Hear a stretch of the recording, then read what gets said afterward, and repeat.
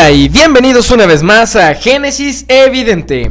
Anteriormente habíamos hablado sobre cómo hay evidencia científica que nos dice que el arca de Ron Wyatt podría no ser el arca de Noé. Sin embargo, por nuestra parte estamos realizando una investigación que se está presentando aquí, en la que ponemos nuestros propios argumentos para demostrar si es posible que esta formación rocosa sea más que solo eso.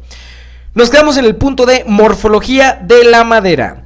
Toda madera tiene una estructura celular, aún la madera fósil, y es interesante ver cómo se fosiliza una madera. Para esto se necesita la infiltración de aguas. Estas aguas contienen sales, especialmente sales de sílice, y estas sales se van a cristalizar en la madera. Una vez se cristalizan, en la proporción adecuada vamos a tener una roca que va a mantener las características visuales prácticamente de esta madera, pero siendo una roca.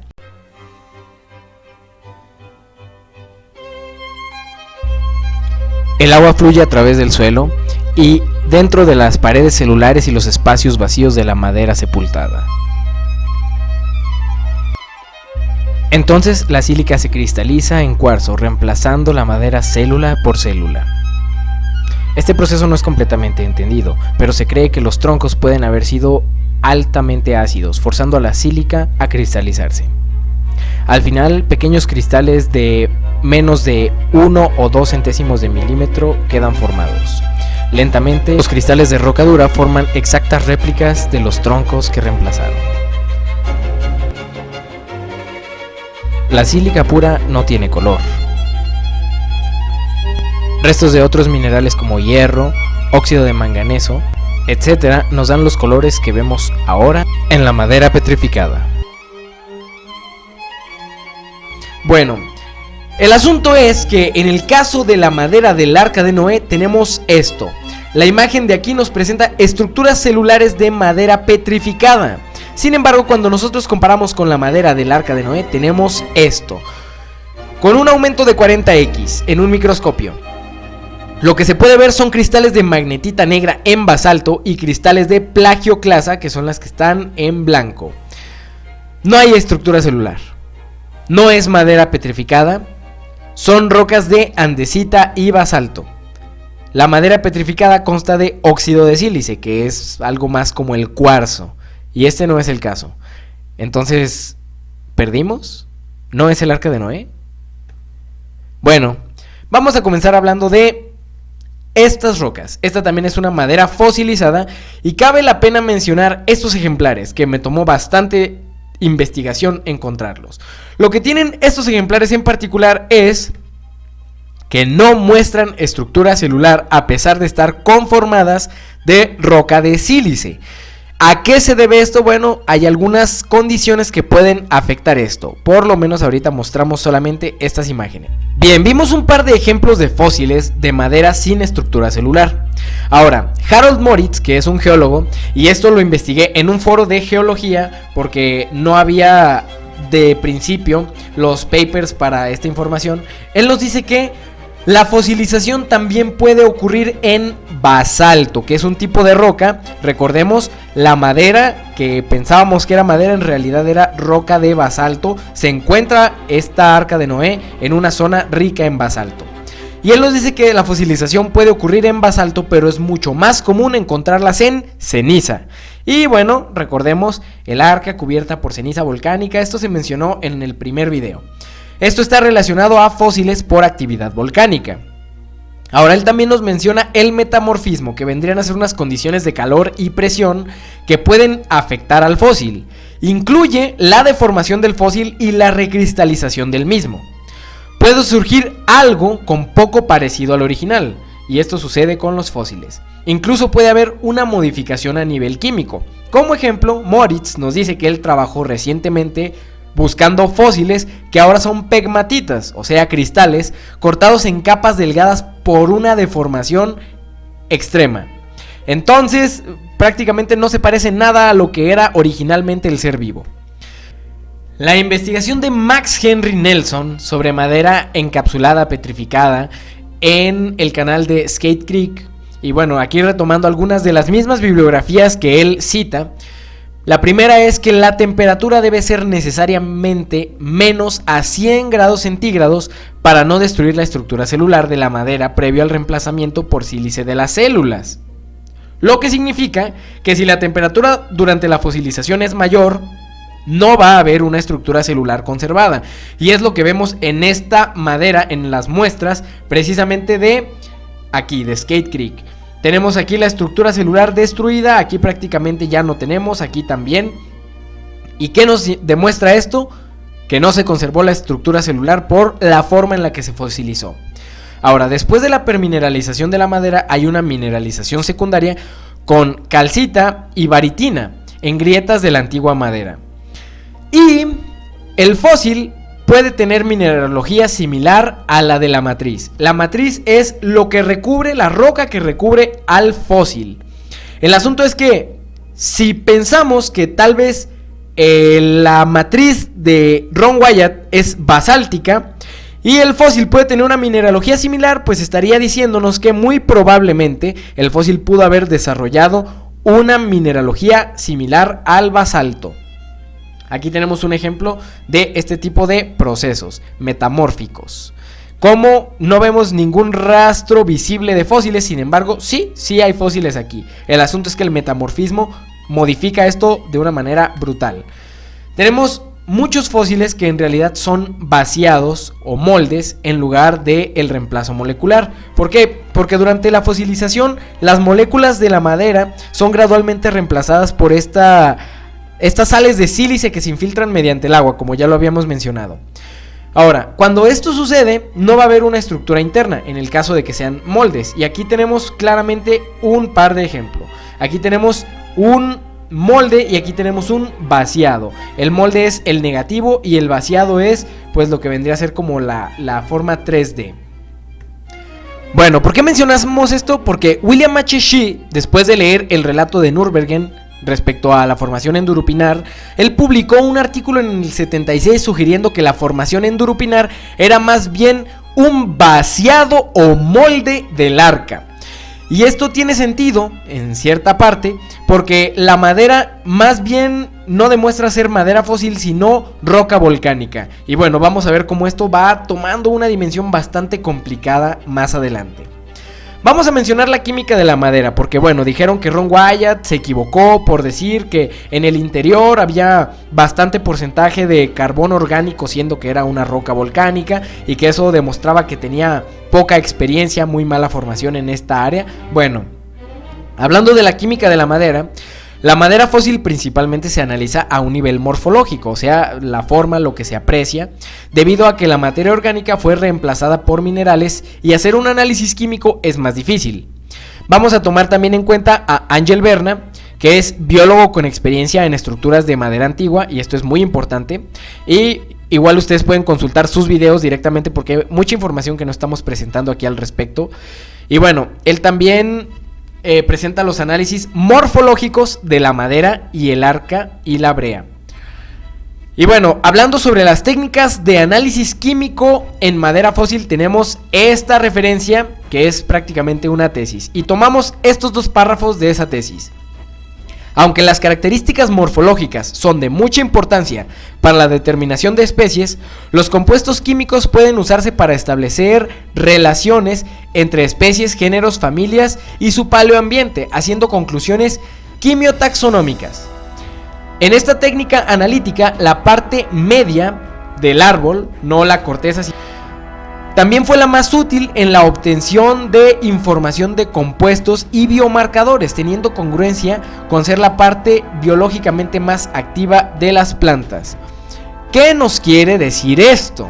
Bueno, resulta que cuando uno analiza esta tesis, lo que hacen es analizar madera fósil buscando compuestos a base de carbono orgánico. Y aquí obtienen algunos compuestos químicos. Nosotros solo obtuvimos carbón orgánico gracias a que Ron Wyatt usó un tipo de análisis algo primitivo, tal vez no el más correcto, pero el hecho de que haya carbón orgánico nos da a entender que muy probablemente sí sea madera fósil, y no es un error porque aquí tenemos toda una tesis explicándonos cómo sí se hace eso. Aquí retomamos los resultados de los laboratorios Galbraith, donde un 0.71% era el total de carbono en esta muestra de roca, y de eso casi el 100%, o sea 0.719% era el carbón orgánico. Ya vimos que tal vez no era el método más exacto porque no nos dice cuáles compuestos a base de carbono hay, cuáles son los químicos, pero al menos sabemos que hay bastante porcentaje de carbón orgánico en esta muestra. ¿Qué es lo que pudo pasar para tener esta madera tan exótica que es madera y no es madera? Bueno, muy probablemente una corriente de lava arrastró el arca de su posición original y comenzó un proceso de deterioro en la madera. El arca fue cubierta por ceniza, mucha parte del arca se pudo haber disuelto, dejando solamente espacios vacíos en la ceniza. Otra parte pudo lograr permineralizarse, fosilizarse por las condiciones adecuadas, y la parte que quedó como hueca se rellenó de material magmático.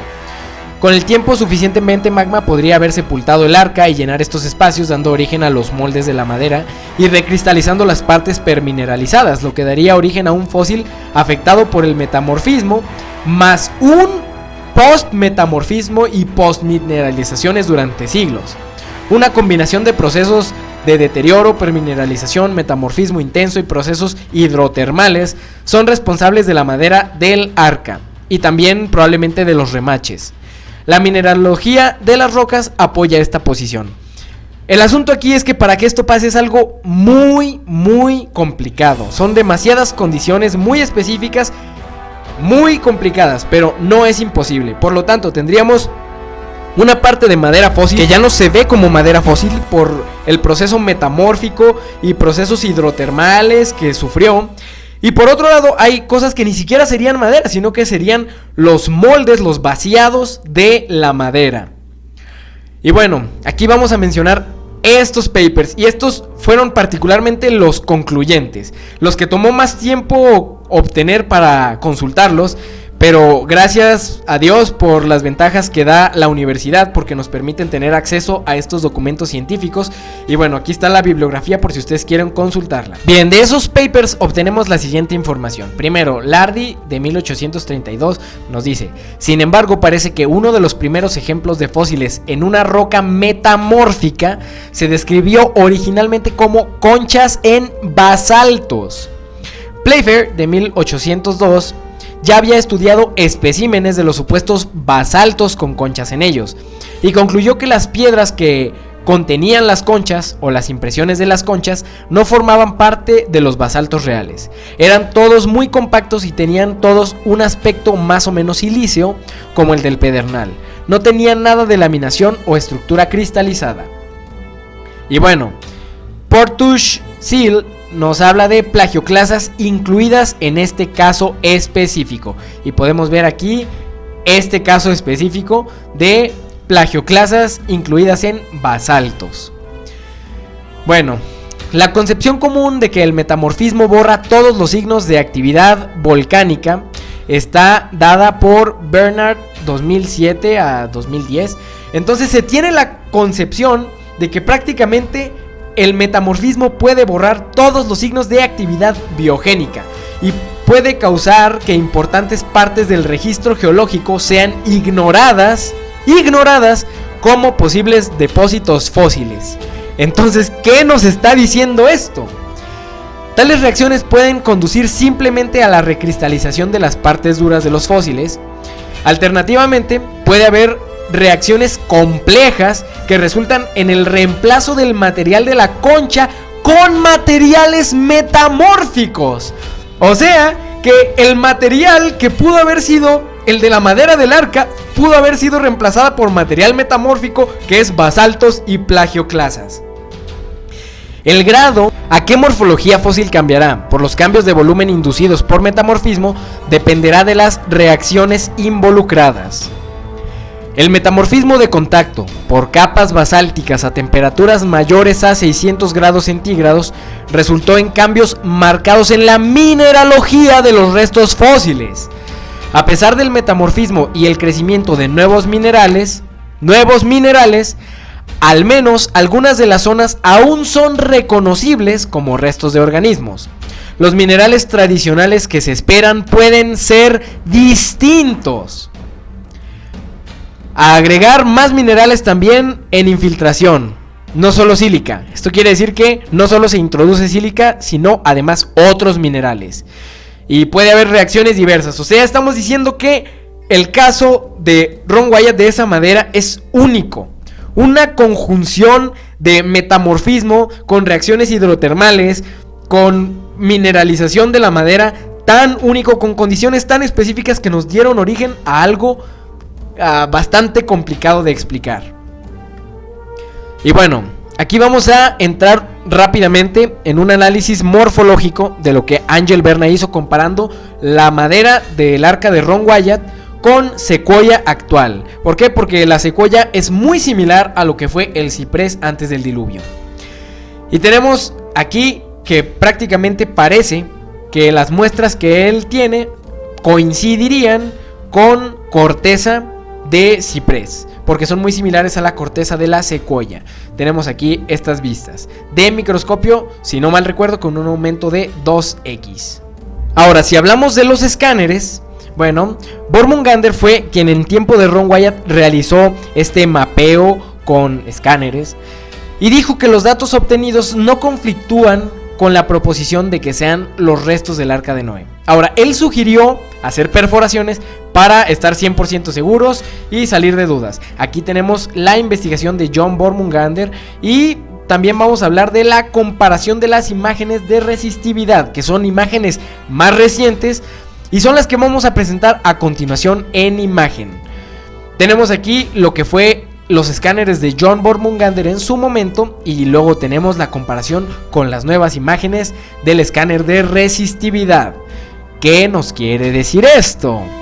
Bueno, pues parece que las imágenes nuevas nos mostrarían una estructura y es lo que vamos a ir viendo a lo largo de estas imágenes, donde están los datos ahí. Yo no necesito decir nada más que mostrarles las imágenes.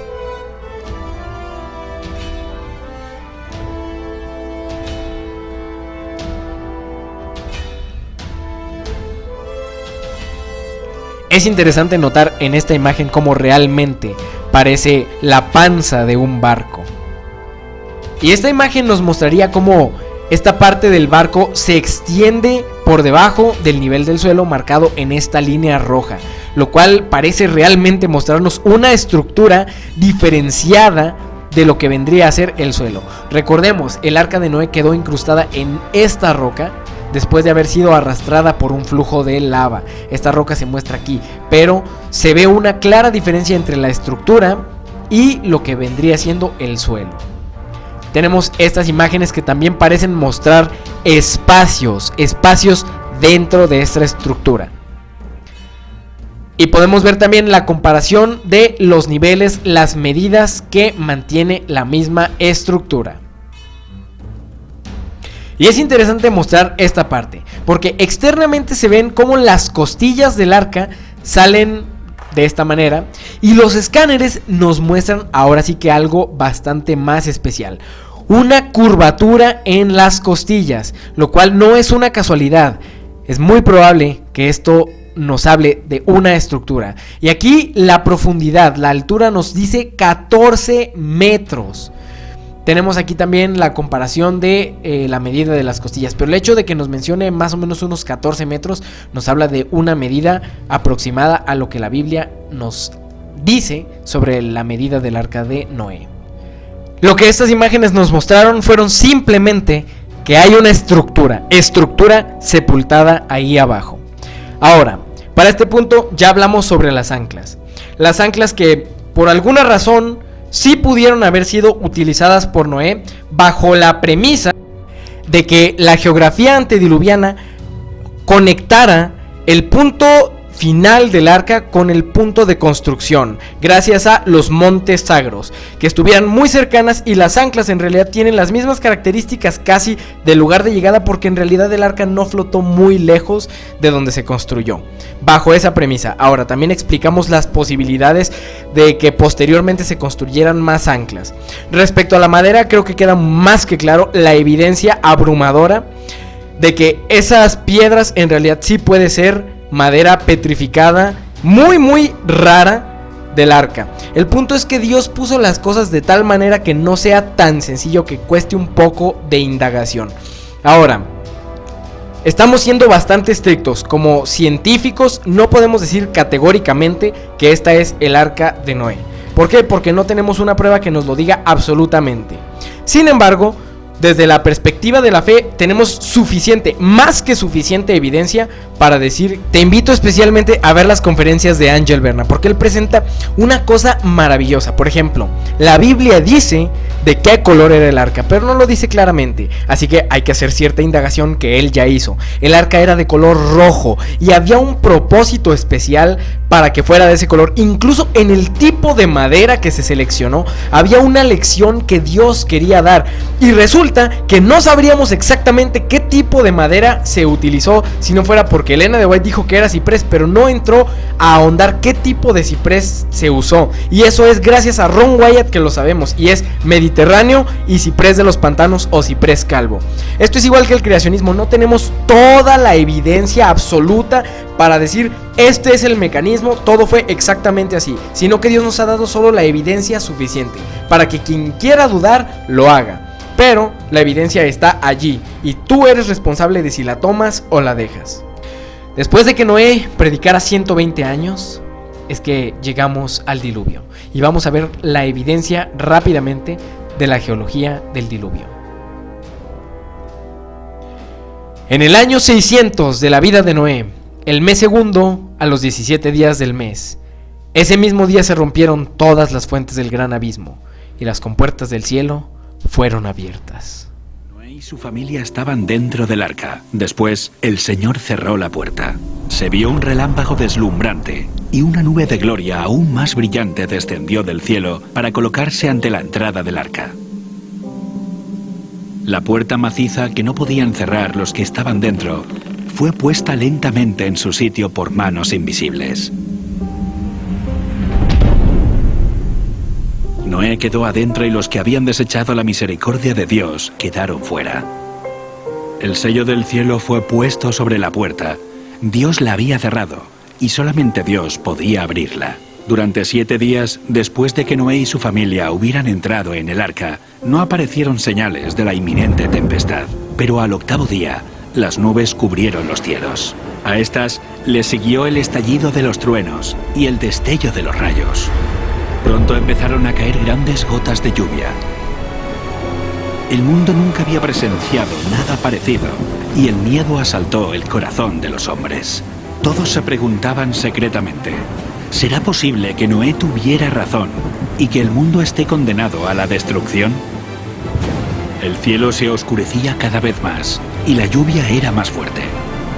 Las bestias vagaban completamente aterrorizadas y sus aullidos discordantes parecían lamentar su propio destino y la suerte del hombre. Aquel día fueron rotas todas las fuentes del gran abismo y las cataratas de los cielos fueron abiertas. El agua se veía caer de las nubes como enormes cataratas. Los ríos se desbordaron de sus cauces e inundaron los valles. Torrentes de aguas brotaban de la tierra con fuerza indescriptible, arrojando al aire a decenas de metros rocas macizas que al caer se enterraban profundamente en el suelo. Los altares donde habían ofrecido sacrificios humanos fueron destruidos y los idólatras temblaron ante el poder del Dios vivo y comprendieron que la causa de su ruina fue su corrupción e idolatría. A medida que la violencia de la tempestad aumentaba, árboles, edificios, rocas y tierra fueron lanzados en todas direcciones. El terror de los hombres y los animales era indescriptible. Por encima del rugido de la tempestad podían escucharse los lamentos de un pueblo que había despreciado la autoridad de Dios. Muchos estaban frenéticos por el miedo y estiraban sus brazos hacia el arca, implorando que se les permitiera entrar. Pero sus súplicas fueron en vano. Se habían convencido que había un Dios en los cielos que lo gobierna todo.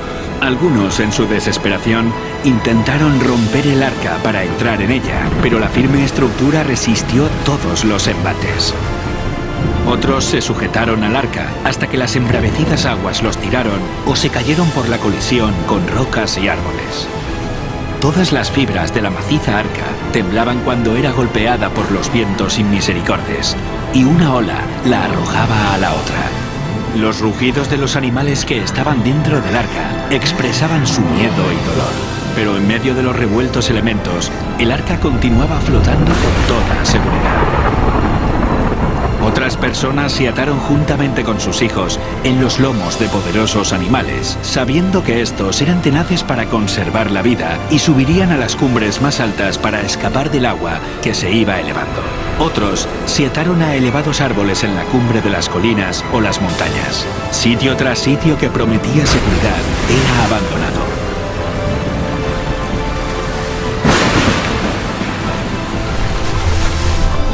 A medida que las aguas subían más y más, la gente huía a las elevadas montañas en busca de refugio. En muchos lugares, hombres y animales luchaban por el mismo sitio, hasta que ambos eran barridos por la furia del agua.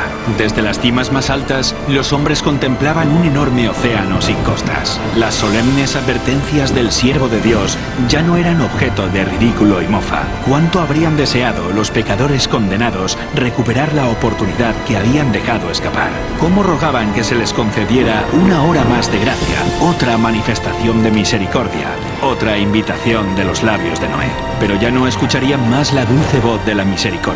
El amor, no menor que la justicia, exigía que los juicios de Dios pusieran fin al pecado. Las aguas vengadoras barrieron el último refugio, y los que habían despreciado a Dios murieron en las oscuras profundidades. Obviamente vamos a hablar sobre el océano interior. Estudios recientes hablan de reservas masivas de agua dulce bajo plataformas continentales, aproximadamente unos 500 kilómetros cúbicos. Y vamos a ver más información al respecto de diferentes fuentes. ¿Por qué? Porque esto concuerda totalmente con lo que hablamos de la teoría de hidroplacas del Dr. Brown. Elena de White dice que Dios hizo brotar el agua del vientre de la tierra. ¿Cómo es que la ciencia comprobó esto? El proceso de un diluvio universal. En un intento por saber de dónde vinieron las aguas de la inundación, a dónde fueron después del aluvión y qué acontecimientos geológicos ocurrieron mientras duró, recurrimos al Dr. Walter Brown, antiguo jefe de los estudios de ciencia y tecnología en el Air World College y profesor titular de la Academia de la Fuerza Aérea de Estados Unidos. Su desarrollo de la teoría de las hidroplacas proporciona la clave que descubre muchos misterios sobre el diluvio y sus efectos. En nuestro planeta podemos ver 17 aspectos muy extraños que hoy pueden explicarse sistemáticamente como resultado de un cataclismo, un diluvio universal cuyas aguas salieron expulsadas de cámaras subterráneas con una liberación de energía que excedía la explosión de 10.000 millones de bombas de hidrógeno. Esta explicación nos demuestra la rapidez con que se formaron las principales montañas. Explica los depósitos de carbón y petróleo, la rápida deriva continental, por qué los lechos oceánicos tienen enormes fosas y cientos de cañones y volcanes. Explica la formación de estratos divididos en capas y la mayoría de los registros fósiles, las llamadas edades de hielo, y los principales cañones, especialmente el Gran Cañón. Quizás la Tierra antediluviana tenía un inmenso supercontinente que contenía exuberante vegetación, mares, ríos y montañas menores. De acuerdo con la teoría de las hidroplacas, la Tierra antediluviana tenía mucha agua subterránea, cerca de la mitad de la que hay en nuestros océanos actualmente. Esta agua estaba en cámaras interconectadas que formaban una concha esférica de unos 800 metros de grueso, quizás a 16 kilómetros por debajo de la superficie terrestre. El incremento de la presión en la cámara subterránea expandió la corteza como se expande un globo cuando aumenta la presión en su interior. La falla en la corteza comenzó con una fisura microscópica que aumentó en ambas direcciones a cerca de 5 kilómetros por segundo. La grieta, que siguió el camino de menor resistencia, rodeó el planeta en aproximadamente 2 horas. Cuando la grieta se desplaza por la Tierra, la corteza sobre ella se abrió como el rasgón de una tela muy estirada. El agua subterránea estaba bajo extrema presión, debido al peso de 16 kilómetros de roca presionando hacia abajo. Así que el agua salió violentamente de la rotura. Los cálculos demuestran que estas fuentes de agua de la grieta que rodeaba el planeta salieron propulsadas de manera supersónica a más de 30 kilómetros hacia la atmósfera. La rociada de esa enorme fuente produjo lluvias torrenciales que la Tierra no había experimentado antes ni experimentado desde entonces. La Biblia afirma que todas las fuentes del gran estallido se abrieron en un día. Y describe estos eventos hace cerca de 4.500 años. Ahora podemos unirlos científicamente por orden de causa y efecto en la teoría de las hidroplacas. Las fuentes de la gran grieta y el vapor en expansión produjeron violentos vientos y parte del agua que salió expulsada por encima de la helada estratosfera se congeló en cristales de hielo sobreenfriados y se formaron inmensos depósitos de hielo que sepultaron, asfixiaron y congelaron instantáneamente a muchos animales. El agua a alta presión erosionó la roca en ambos lados de la grieta e incluso arrojó los contenidos calizos de muchos mares antediluvianos. Grandes cantidades de sedimentos de esta agua turbia se asentaron en todo el planeta. Estos sedimentos atraparon y sepultaron plantas y animales, lo que formó el registro fósil. La vegetación arrancada por la inundación se desplazó a regiones donde se acumuló y rápidamente se convirtió en carbón y petróleo por procesos que hoy en día podemos reproducir en el laboratorio. Los experimentos demostraron que cuando la erosión ensanchó la grieta, su grosor se hizo tan grande que la roca comprimida debajo de la cámara subterránea se levantó, dando origen a la dorsal media oceánica que envuelve a la Tierra como la costura de una pelota de béisbol. Las placas continentales, las hidroplacas, aún con agua lubricante debajo de ellas, se desplazaron hacia abajo, lejos de la emergente dorsal media atlántica. Después de que las inmensas placas continentales alcanzaron una velocidad de unos 70 kilómetros por hora, chocaron entre ellas, se comprimieron, se aplastaron, se condensaron y se doblaron. Las porciones de hidroplacas que se levantaron formaron montañas. Las que se combaron hacia abajo formaron fosas oceánicas. Por eso sus aspectos por lo general van paralelamente con los de las dorsales oceánicas de las que se alejaron. Las hidroplacas que se alejaban de las dorsales oceánicas abrieron cuencas oceánicas muy profundas, en las cuales se aislaron las aguas de inundación. Todas las cuencas continentales quedaron llenas de agua, lo que produjo muchos lagos postdiluvianos. Han descubierto agua bajo la corteza terrestre, y no poca. Estamos hablando de 6 veces todo el agua que hay en los océanos. En 2015 tuvimos los primeros indicios de esta agua subterránea, pero ha sido ahora cuando un grupo de científicos de Estados Unidos, Italia y Alemania han confirmado la noticia de que entre el manto superior y el inferior del planeta existen grandes cantidades de agua. La pregunta es, ¿se trata de océanos subterráneos? Pues se cree que no, sino que más bien está dispersa entre las rocas y los minerales de la corteza terrestre. Los resultados de esta investigación están disponibles en Nature Geoscience, con fecha 26 de septiembre de 2022. Por debajo de la corteza de la Tierra, a 400 millas de profundidad, se ha encontrado un océano gigantesco, almacenado en una roca del manto terrestre. Lo más sorprendente es que este océano no es líquido, sólido ni gaseoso, sino que se encuentra en un estado esponjoso. La ringudita es una esponja, absorbe agua. Hay algo muy especial en la estructura cristalina de la ringudita que le permite atraer hidrógeno y atrapar agua, dijo el experto en un artículo que lleva por nombre Fusión por deshidratación en la parte superior del manto inferior, publicado en 2014, añadiendo que el mineral puede contener agua en las condiciones de manto profundo. Es relevante mencionar que, si solo el 1% de la roca contiene agua, entonces eso significa que hay 3 veces más agua bajo nuestros pies que en los océanos de la superficie. Vamos a reiterar que desde una perspectiva estrictamente científica, no podemos afirmar con un 100% de seguridad que lo que Ron Wyatt encontró sea el Arca de Noé. Sin embargo, tenemos bastante evidencia que sopesar, como por ejemplo todos los demás hallazgos que hizo.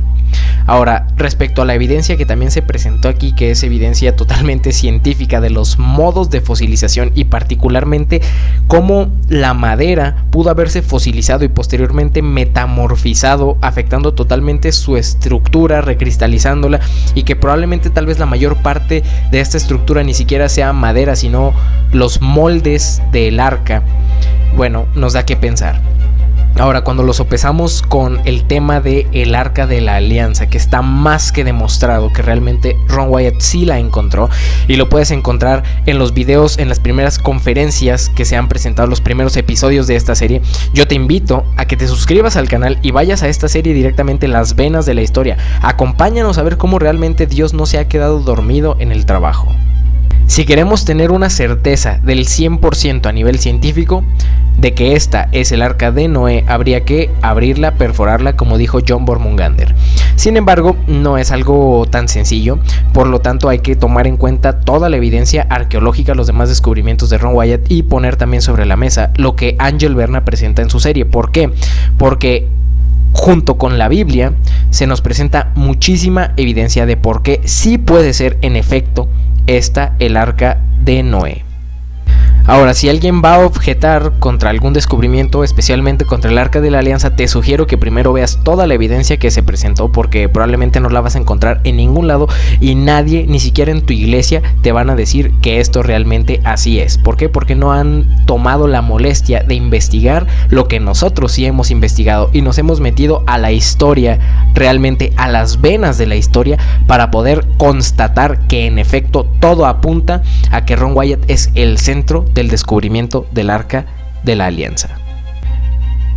La información que está aquí no la íbamos a incluir, pero al final decidí sí incluirla. Esta información la he estado buscando porque no solo estamos haciendo esta investigación, sino que realmente estamos desarrollando un proyecto científico donde podamos realizar un fósil en cuestión de poco tiempo, y si lo logramos vamos a presentar aquí los resultados de este experimento. Ahora, esperamos que este fósil también se pueda datar en muchísimo tiempo, lo cual descuadraría con el tiempo en el que nosotros lo hicimos, y para esto tomamos el ChatGPT para buscar algunas referencias o guiarnos y realizar una investigación posterior en artículos científicos. Entonces el ChatGPT nos orientó con la pregunta: ¿cuáles son las situaciones específicas de la datación radiométrica que presenta problemas? Y entonces nos dijo que si bien es una técnica confiable, también presenta algunas situaciones específicas que dan desafíos o limitaciones, y estas son la contaminación. La contaminación de una muestra con isótopos radioactivos o no radioactivos puede afectar los resultados de la datación. Por ejemplo, si una roca es expuesta a materiales externos que contienen isótopos radioactivos, podría haber una contaminación de los isótopos originales presentes en la muestra, lo que afectaría la precisión de la datación. Ahora preguntémonos, ¿qué tan difícil es contaminar una muestra de material? Yo les diría que no es tan difícil, porque muchas veces se presenta que se extraen los elementos, las rocas, y al momento de datarlas arrojan cosas que a los científicos les parecen que no cuadran, y entonces concluyen que la muestra se contaminó. Ahora, tenemos la pérdida o ganancia de isótopos, que en ciertos casos los isótopos radioactivos pueden moverse dentro de una muestra debido a procesos geológicos posteriores, como la migración de fluidos, dígase agua, etcétera, o la alteración química. Esto puede causar una pérdida o ganancia de isótopos radioactivos, lo que afecta la precisión de la datación. Entonces, esta pérdida o ganancia de isótopos es algo muy a considerarse. Por ejemplo, cuando los científicos van y toman una muestra de magma recién salido, una muestra de lava caliente, y luego van a datar la roca recién solidificada, muchas veces puede dar millones de años cuando la roca se acaba de formar. ¿Por qué es esto? Bueno, por la pérdida o ganancia de isótopos. Esto ya nos habla de que no es el método más confiable en realidad. ¿Por qué? Porque no estamos usando un sistema cerrado. Ahora, la presencia de minerales heredados es otro factor. Algunas rocas pueden contener minerales que se formaron en un evento anterior y luego fueron incorporados en una nueva formación rocosa.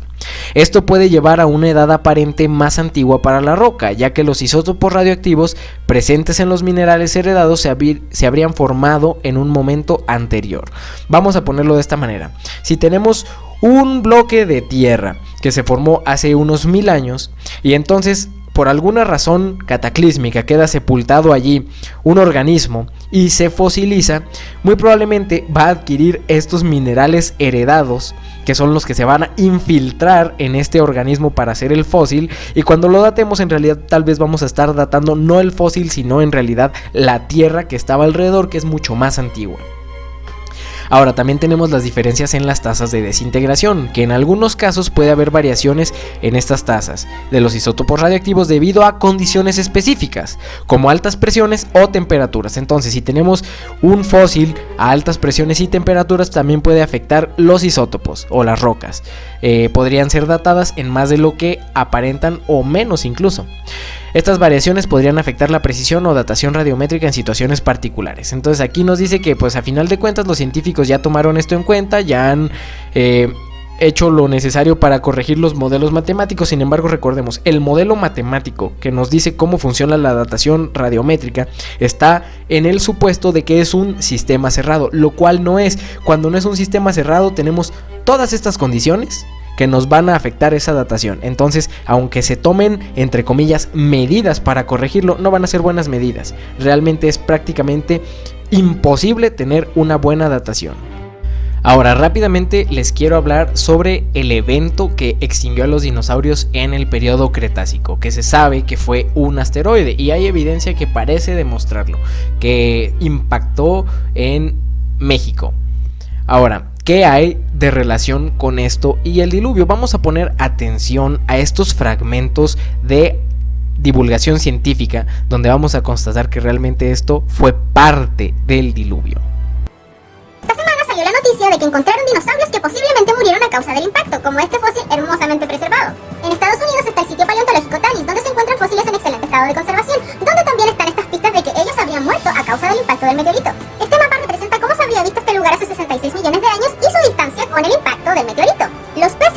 mayor evidencia de esto, ya que contienen partículas de roca que fueron expulsadas mediante el impacto del meteorito. Mediante las evidencias se ha determinado de que murieron producto de los oleajes constantes producto del impacto. Y la amplia diversidad de organismos de este sitio murieron al mismo tiempo.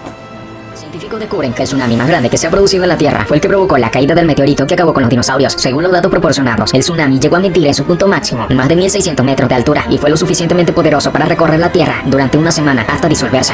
Todos ya sabemos de qué es evidencia este asteroide. ¿Y entonces? Por la palabra de Dios, el mundo de entonces pareció anegado en agua. Pero los cielos y la tierra que existen ahora están reservados por la misma palabra, guardados para el fuego en el día del juicio y de la perdición de los hombres impíos. Otra tormenta está por venir, y el pecado y los pecadores serán destruidos.